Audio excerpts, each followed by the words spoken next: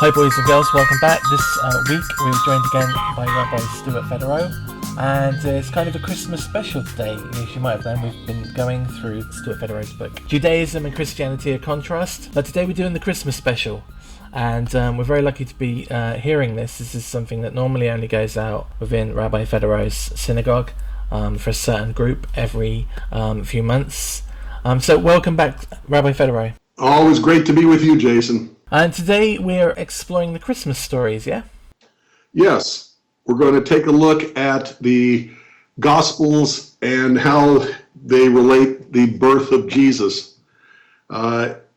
Jason, it's amazing to me because you have to remember not any one of the four Gospel writers knew Jesus personally. They were only either writing stories that they had been told, or they were creating stories about Jesus to fill in the blanks for information they didn't have. Or they were responding with a story about Jesus to questions they were getting either from pagans or from Jews about their religion, and then they could write it into the gospel stories and thereby give the proof for the answer that they wanted to give to the questions. So it's a fascinating study. And how are we going to be working through these? Do you want to bullet point the various parts in the different Gospels? There's so much in the Gospel stories that don't agree with each other. So, for example, you've got Matthew, Mark, Luke, and John. According to almost every Christian scholar, the first Gospel to have been written down is Mark. The second one to have been written down is Matthew, then Luke, then John. The only two gospel stories that have a story of the birth of Jesus in them are Matthew and Luke. And in Mark, basically Jesus is baptized and by John the Baptist, and as soon as he finishes being baptized, a dove lights on him, and the heavens proclaim, "You are my son with whom I'm well pleased." So there's no birth story. It starts out with Jesus in his ministry. The Gospel of John, on the other hand, is very mystical and starts out with that unusual phrasing, shall we say, of "in the beginning was the Word, and the Word was God, the Word was with God," etc., etc. So the only two stories that really talk about a birth story of Jesus are Matthew and Luke. And they don't agree on so much. And because they don't agree, you know, these are supposed to be the gospel truth. These are supposed to be, you know, God's revelation through the Holy Spirit to the authors.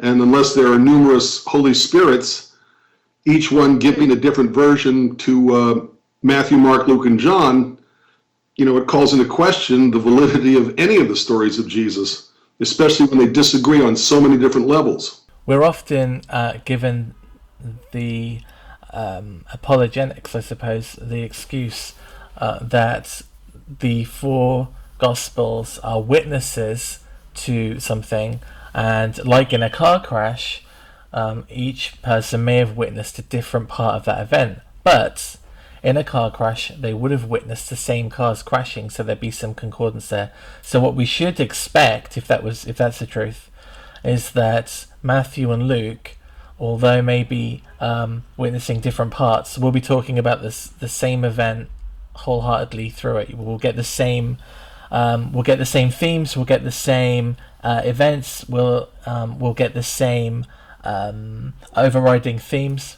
Exactly. Overall, you would expect their facts to coincide with each other and vary on minor details. But the details upon which they disagree aren't minor. They're major differences between them. You cannot have them both. They're mutually exclusive differences. You know, if I see a wreck and you see a wreck, we might disagree as to if the light was red for which car. Okay, and that might be important for, you know, who gets the bill or the ticket.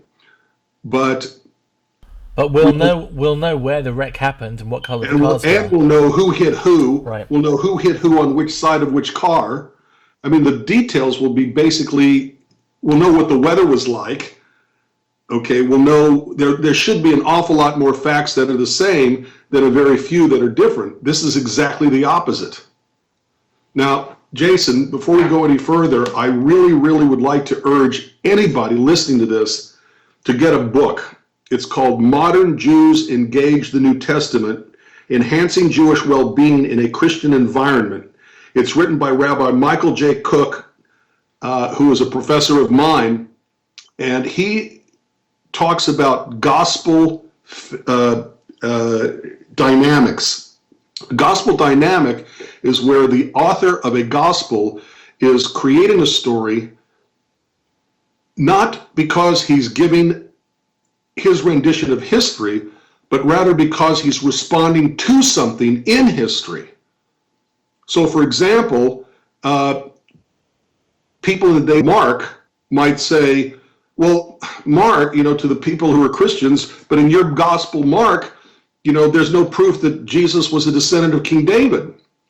So Matthew comes along, hears these criticisms, so he invents a genealogy of Jesus so that now he can say, see, here's the genealogy. Of course he's a descendant of King David, which he wasn't, but that's enough for this issue. Okay, or the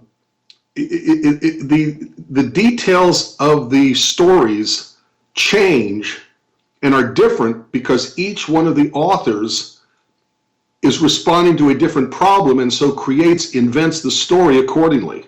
I will have a link to that book and the details posted below this video. Please, because it's brilliant, and he's got graphs and all these things to help a person understand what he's trying to say. And it's very clear and very, very useful when it comes to discussing anything in the Gospels with Christians. Great. Okay. So where should we start? Do you want to start in Matthew? Well, let's start with comparing Matthew and Luke. Okay. So, like we were talking about the between different witnesses to a car wreck. Okay, you might ask them, what kind of day was it? What were the feelings that people had walking around at the time of the accident? And they might say, well, it was a pretty day. People were walking around, whatever. But in Matthew, it speaks of the time as being a time of fear.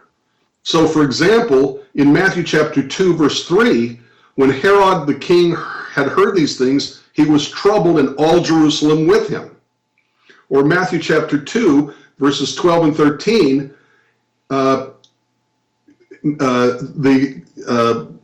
Joseph and Mary are warned of God in a dream that they should not return to Herod. So they are told, arise, take the young child and his mother and flee into Egypt. It's a time of fear, according to Matthew. In Matthew chapter 2, verse 16 to 18, then Herod, when he saw that he was mocked of the wise men, was exceedingly angry and sent forth and slew all the children that were in Bethlehem. That's a time of fear. Okay, in Matthew chapter 2, verse 18, there was lamentation and weeping and great mourning, Rachel weeping for her children and would not be comforted because they are not. Now that verse happens to have problems because the area of Bethlehem would not have been the descendants of Rachel, they would have been the descendants of Leah. Right. Be that as it may, the point is that it's another indication that it was a time of fear. Okay, Matthew chapter 2, verse 22. But when heard that Archelaus did reign in Judea and that his father Herod, he was afraid to go there. Notwithstanding being warned of God in a dream, he turned aside to the parts of Galilee. Which means, even after he's coming back from Egypt, it's still a time of fear. But if you compare that with Luke, everything is calm, everything is peaceful. The shepherds are with their flocks in the hills. It's very different ambiance. It's the Christmas card, isn't it? That's the Luke.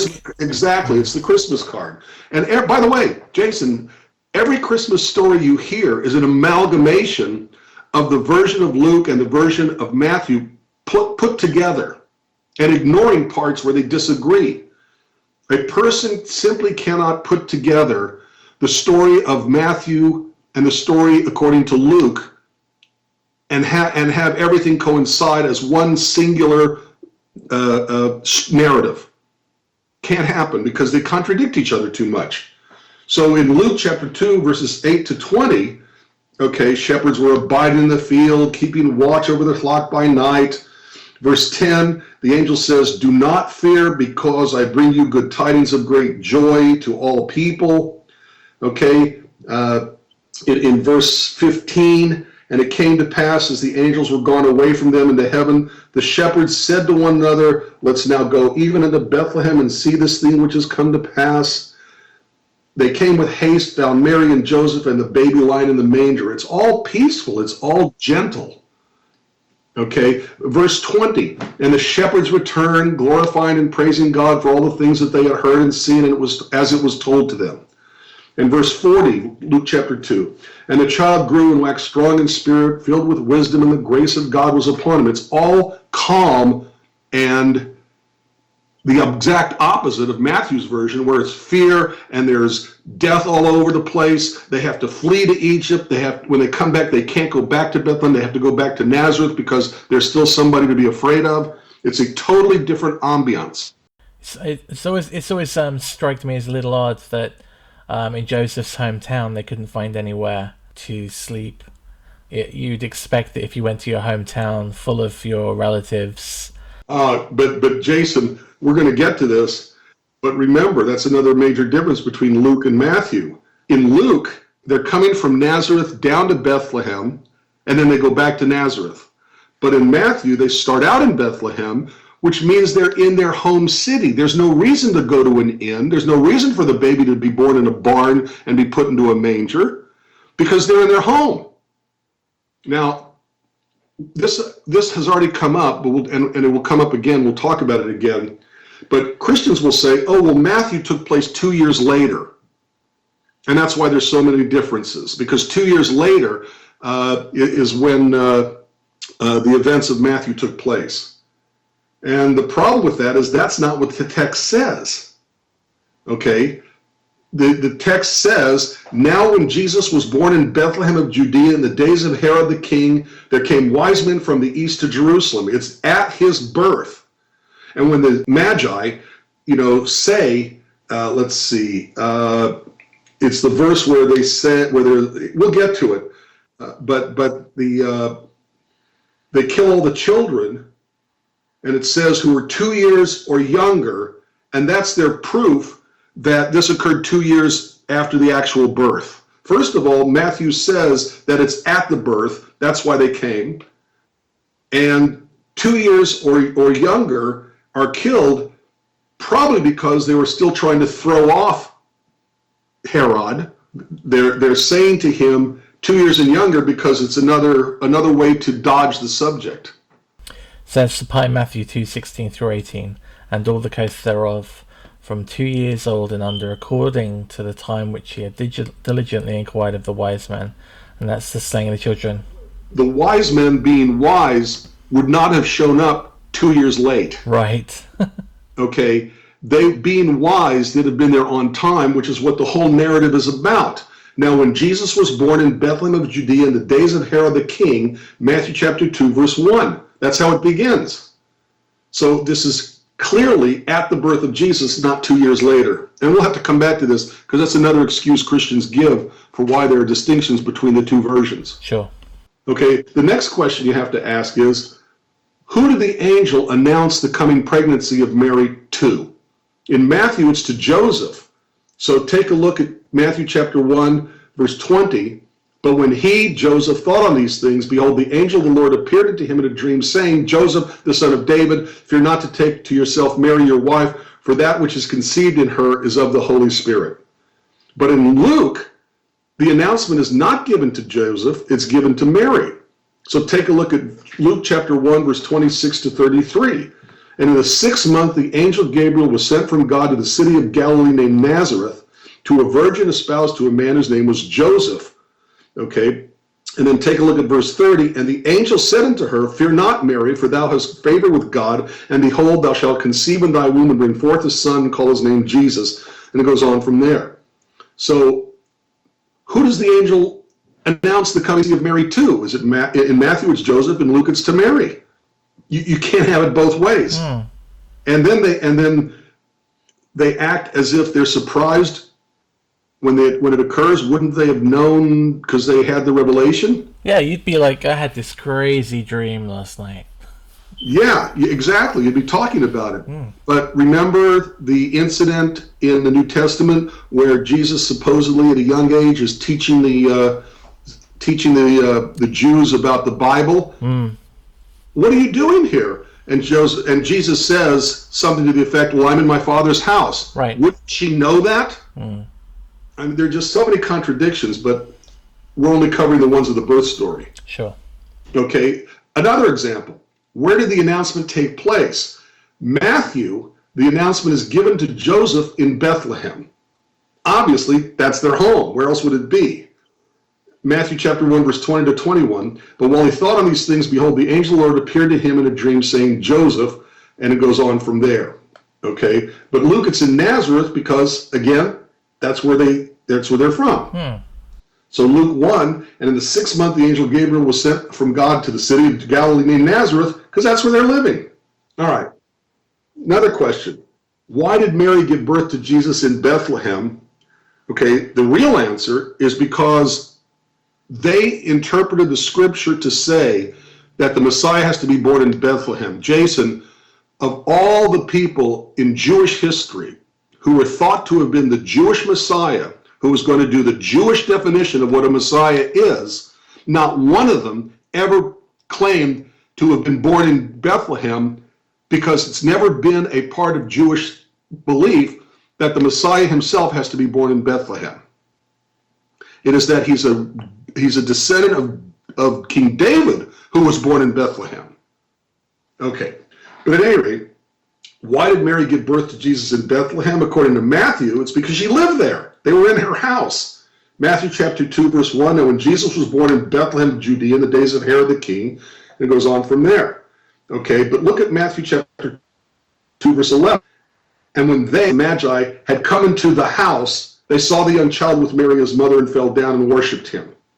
It doesn't say a barn. It doesn't say they saw the baby in a manger. It's the house. They don't have to explain it because they're home.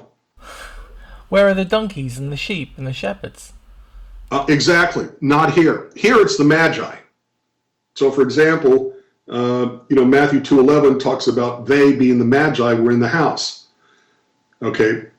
Here again, they're going to say, the Christians will say, oh, well, this is because it took all this took place 2 years later, but we've already discussed that. It's not 2 years later. It's at the birth of Jesus. Okay. Also take a look at Matthew chapter 2, verses 1 to 2. Now, when Jesus was born in Bethlehem of Judea in the days of Herod the king, there came wise men from the east to Jerusalem. Okay? So, he's in Bethlehem. It's their home. It's where Joseph is from. It's where Mary is from. They're in their house. But in Luke, which is ridiculous, it's because she traveled there for the census. That's why the baby, Jesus, was born in Bethlehem. Luke chapter 2, verses 1 through 5, taking a look especially at verse 3. And all went to be taxed, everyone to his own city. And Joseph also went up from Galilee, out of the city of Nazareth, into Judea, to the city of David, which is called Bethlehem, because he was of the house and lineage of David. Jason, I'm from Missouri. And I'm living in Texas, in Houston. You're in Dublin, but you're from where? England. Can you imagine the chaos and the logistics problem that any country would have, or any empire, telling people that they had to go to their home where they were born in order to be counted in a census? It would be ridiculous and pointless. How would they handle food? Because you can't take food with you that would last that long. So the restaurants would do a booming business. Okay, the inns, like according to Luke, would be full all the time. It's ridiculous. You'd have everybody going every which direction, and each family would have to be taken care of along the way and at their destination, their home city. And you don't have to, the government doesn't care where you came from. They're trying to count you to find out where you are so that they can tax you. Right. I think So, the Augustus censor went out in about 6 CE. oh, if you wanted, Jason, if you want to take a look at the timeline for any of these things, the text explicitly said that Jesus was born during the time of Herod. Herod died in 4 BCE. Which makes this very interesting. Yes. That means that the time zone is really way off. Yeah. The time element is way off. Let's see, what else is so different? Obviously, if they were born in Bethlehem, if they lived there, they didn't need an inn, they didn't need a manger. And that was true for Matthew, but not for Luke. Question, who came to visit Jesus at his birth? According to Matthew, it's Magi because of the star, which is really interesting. In Matthew chapter 2, verses 1 through 2, now when Jesus was born of Bethlehem of Judea in the days of Herod the king, behold, there came wise men from the east to Jerusalem. And they say, where is he that is born King of the Jews? For we have seen his star in the east and are come to worship him. Wait a minute. If they're east of Bethlehem, because they're coming from the east, see the star in the east. Yeah, did they maybe they walked backwards? Well, they either went all the way around the earth the other direction, away from Jerusalem, then come back again, which I guess would make it a problem to the Pacific and then again at the Atlantic. But it makes no sense. Unless they're saying, well, the star was east of Jerusalem, but they saw it in the sky. Well, do you realize how low to the ground the star have to have been if it was east of Jerusalem and they saw it in the east to make them go west? Well, there's a strong, maybe it was an alien. I've heard the stories before. It's possible there was a UFO. There we go. I have a question. Is there anywhere in the text that says that a new star comes for every new king? Never. Remember something, Jason. All these stories of the birth of Jesus are written in a way to reflect the miracle birth stories of other famous people. Matthew is trying to mirror Jesus's birth to Moses and Jesus's life to Moses. So we have the exile, we have the inclusion of... We have the destruction of the children. Okay, they're looking to destroy, so Moses gets saved in a basket down the Nile River. There were other pagan dying saving man gods who also had a star announcing the birth of something amazing. So in Matthew, Joseph and his family flee to Egypt because of the fear of Herod. In Luke, no, they did not go to Egypt at all. By the way, understand that according to the Gospel of Matthew, Jesus had to go into Egypt and then come out again from Egypt in order to explicitly fulfill a verse. Okay, that verse is taken from Hosea chapter 11, verse 1. Out of Egypt have I called my son. In Hosea, it's explicitly a reference to the people of Israel coming out of slavery from Egypt. Matthew makes it look like it's a fulfillment of only a section of that verse. Out of Egypt have I called my son.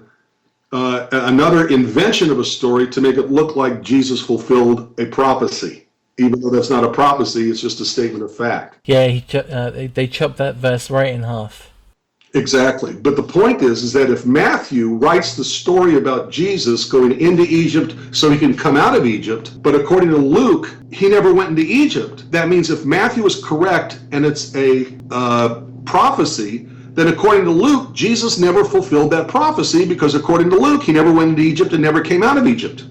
Again, you cannot have this both ways. By the way, according to Matthew, interestingly enough, supposedly called the Jewish gospel, which it wasn't, according to Matthew, there's no indication that Jesus was ever circumcised, and there's no indication that Jesus, being the firstborn son of Mary, had a Pidyon haben, redemption of the firstborn, ritual either. So Matthew, the quote-unquote Jewish gospel, doesn't say anything about a circumcision or the Pidyon haben, but Luke does. In Luke chapter 2, verse 21 to 23, and when 8 days were accomplished for the circumcising of the child, and goes on from there, so he was in fact circumcised, And then in verse 22, and when the days of her purification according to the law of Moses were accomplished, they brought him to Jerusalem to present him to the Lord. As it is written in the law of the Lord, every male that opens the womb shall be called holy to the Lord. That's the Pidyon Haben, redemption of the firstborn ritual.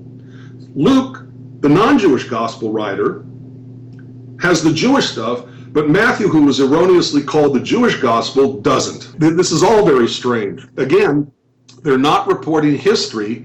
They're responding to things in history when they write their stories about Jesus. Yeah, it's like there's a shopping list, and and someone says, "Did you remember the potatoes?" And yeah, sure, I remember the potatoes, and then they write potatoes at the bottom. Right. By the way, Matthew ties the genealogy of Jesus to the birth story. Okay, so very beginning, Matthew chapter 1, verse 16 to 18. So all the generations from Abraham to David are 14 generations, and from David into the carrying away from Babylon are 14 generations, and from the carrying away into Babylon into Christ are 14 generations. Parenthetically, there's a lot of people they're missing to make it 14 generations. And then next verse, now that Jesus Christ was on this wise, okay, it happened this way, and so they're tying the genealogy to the Jesus birth story. But in Luke, there's no tie-in. That's why it's in the 3rd chapter and not earlier. And when all the people were baptized, it came to pass when Jesus was being baptized and praying, the heavens were open, and then all of a sudden it starts talking about the birth of Jesus. And Jesus himself began to be about 30 years of age, being, as it was supposedly, the son of Joseph, and then it goes on from there. So it's not tied into the birth story. So there's no connection there in Luke, but there certainly is in Matthew. Because for Luke, it's not important, right? It's a state that changed rather than him being somehow DNA preposed. Exactly. Now, Jason, with all of this, you have to ask the question: why is the story missing in Mark? Why is the story missing in John? Or you have to ask the question: why is there a birth story at all in Matthew and Luke? And the answer is, if a person was reading only one gospel story, they were reading Matthew, or they were reading Mark, or they were reading Luke, or they were reading John, ask the question: when in the narrative is it revealed to the reader of the gospel that Jesus' birth was connected to God, that Jesus was divine, or that Jesus was God? And the answer is, the newer the gospel, in other words, the later the gospel was written, that means earlier in the life of Jesus is the connection going to be made in that narrative that Jesus was divine. So according to Mark, and as I said, it's the first gospel story written.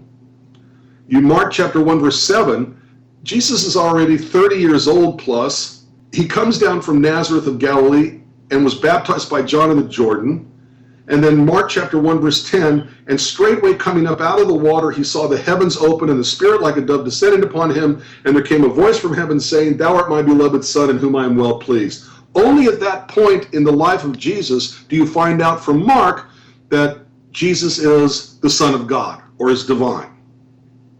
The next one is Matthew. After Matthew is Luke, and both of them put the deification, so to speak, when you find out in the narrative that Jesus is divine, they put it at the birth, which is the whole birth story about the Annunciation to Joseph and Matthew, Mary and Luke, that they're going to be pregnant with a special son, and it goes on from there. John, however, very mystical beginning, shows the connection between Jesus and his divinity even before he was born. In the beginning was the Word was with God, the Word was God, the same was in the beginning with God, all things were made by him, without him was not anything that was made, in him was life, and the life was the life of men, and the light shineth in darkness, and the darkness comprehended it not. And then it goes on to talk about, the Word becoming flesh, and that being Jesus. So John, the last gospel to be written, has this divine connection with Jesus even before he was born. And Mark, the first one to be written down, has this connection between God and Jesus only when he's 30 years of age. And then Matthew and Luke have it at birth with the Annunciation. It does sound, as you said, that this is a response to arguments. You can imagine the first people saying, well, so when he was born, he wasn't very special, and it was, no, he was special when he was born. Oh, Right. okay, and then, so he was only really special when he was born? No, he was always special, even before he was born. And then we end up with John ripping off Bereshit 1:1. Exactly right. That's exactly right. The reason why the birth stories were written in the first place, or I should say one of the reasons, is because it's trying to show when, according to those gospel writers, in the narrative, the reader would discover that Jesus was divine. Again, Jason, I really urge everybody to pick up the book Modern Jews Engage the New Testament by Rabbi Michael J. Cook. It's excellent, and it really shows how these gospel stories were written and why they were written. Not every single story. The book would be 10 inches thick if it were, but the most important ones. I'll be picking that up, and the link will be under this video. Listeners, you will find this on the recommended books page on spiritualbabies.net as well. Thank you very much, Stuart Federow. My pleasure. Now, Jason, I'm hoping that when people hear the Christmas story, they'll realize that even though it sounds like a single narrative, it's actually the conglomeration of different supposed facts from each of the two stories. Absolutely. And it's always worth asking the question, where did God say we were supposed to be looking for that? That's something that's been on my mind over the last few weeks as we've been doing these programs. God's very explicit in his instruction. If stars were important to the birth of a king, we'd be reading it in the text. Where in any history of any historian from that period of time do they ever mention children 2 years and under in an area of Judea being murdered? When does it mention anything about a census? I think there's one in 6 CE, right? But nothing at the time of Jesus, unless they're going to say the calendar is 6 years off. All these things that are supposed to be so important, the historians of that time knew nothing about it. Why is there no verification, no validation of these New Testament stories in secular histories? And Josephus was a historian about the year 90, as I recall, and he went out of his way to write down every little thing that Herod did. It's not in there. Jesus is mentioned twice, and one of them, almost every Christian says that's a fake. The second time, Christianity is mentioned, but no life story of Jesus. So none of it's historical. All of it is made up, and all of it is made up, just like Michael J. Cook in his book, Modern Jews Engage the New Testament, tries to explain. It's not writing down history, it's writing a response to history. We have to remember that the people that these stories were being told to didn't know any better, and they're taking it. They took it on face value. But they didn't. But Jason, they didn't think critically. I'm hoping that we will record a show about the Passover Easter period. Oh, sure, yeah, definitely. I only covered, actually, I got most of the contradictions, listed here, in our conversation. But there are 31 contradictions in just the Passion narrative alone. And these are contradictions that simply cannot, they can't happen both ways. And they're not an issue of, it's like watching a car wreck or something.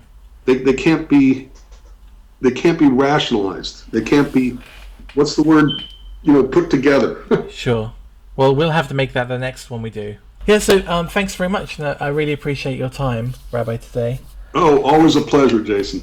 And if you've got questions or comments, listeners, and leave them below, you'll be able to find Rabbi Stuart Federow on Facebook and myself on Facebook, so come and hit us up. And if you want to have a chat, you can message us there.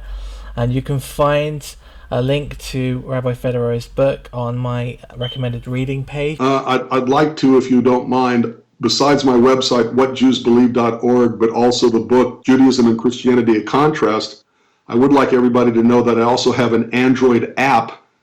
And if they go to the store, the Android app store, if they look under Jewish Mission Control, they'll find an app for their benefit too. Ah, look at this. That's very high tech. Awesome, no problem.